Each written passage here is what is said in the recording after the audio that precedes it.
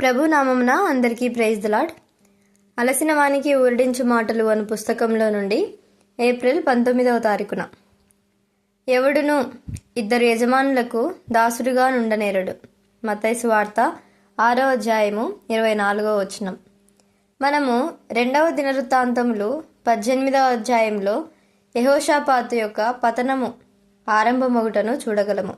కానీ మనం జాగ్రత్తగా చూసిన ఎడల 17వ అధ్యాయం 13లో కథ నిజముగా ఇచ్చట మొదలైనట్లు కనుగొనగలము. యూదా దేశపు పట్టణములలో అతనికి బహుధనము సమకూర్చబడెను. మొదట యెహోషాపాతులోని ఈ బలహీనతను స్వల్ప విషయంగా పరిగణించవచ్చును. కానీ ఈ చిన్న బలహీనతయే గొప్ప పతనంలోనికి నడిపించినదని జ్ఞాపకం ఉంచుకొనవలెను.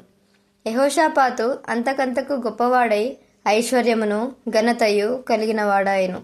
కానీ సాతాను అతనిని బలహీనపరచుటకు అతని ధనాశను ఆధారం చేసుకొనెను.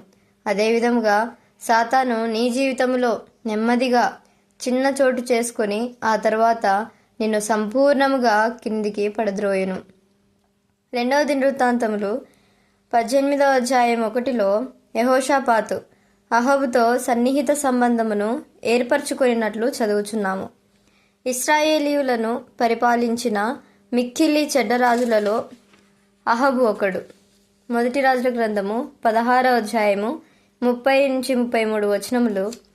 అటువంటి రాజుతో యెహోషాపాతు వియ్యమొందెను. లోకంలో ఐశ్వర్య ఘనతలు గలవారు తమ వలనే ఐశ్వర్య ఘనతలు గలవారితోనే స్నేహం చేయవలనని శోధించబడుదురు. ఎవరైతే ఐశ్వర్యమును ఉన్నత స్థానమును కలిగిన వారుగా నందురో అట్టి వారందరితో స్నేహ సంబంధములు కలిగి ఉండవలనని కోరుదురు. అనేకులు టీ పార్టీలకు విందులకు వెళ్ళనిష్టపడుటకు గల కారణము మంచి ఆహారం కొరకు మాత్రమే కాక ప్రముఖులైన వ్యక్తులను అచ్చట కలుసుకుంటకు వీలగునని వెళ్ళుదురు.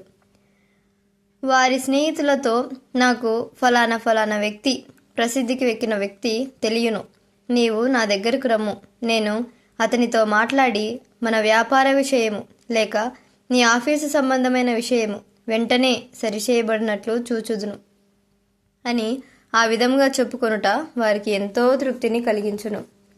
ప్రపంచంలోని గొప్ప వ్యక్తుల వెంట పరిగెత్తవలనడి కోరిక కొన్నిసార్లు విశ్వాసులలో, దేవుని సేవకులలో కూడా కనిపించును.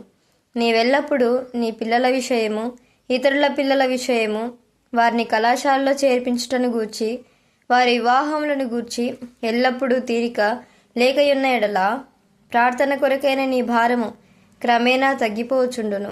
నీవు లోక సంబంధమైన మార్గములను, పద్ధతులను అధికముగా అనుసరించి లోక సంబంధమైన స్నేహితులతో రాజీ పడుదువు.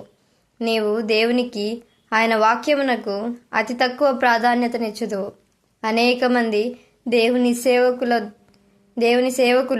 దేవుని సేవలో కూడా లోక సంబంధమైన పద్ధతులు ప్రవేశపెట్టిరి. అటువంటి లోక సంబంధమైన జీవితము నీ జీవితంలో గొప్ప ఆత్మీయ నష్టమును తీసుకొని వచ్చును. ఆమెన్.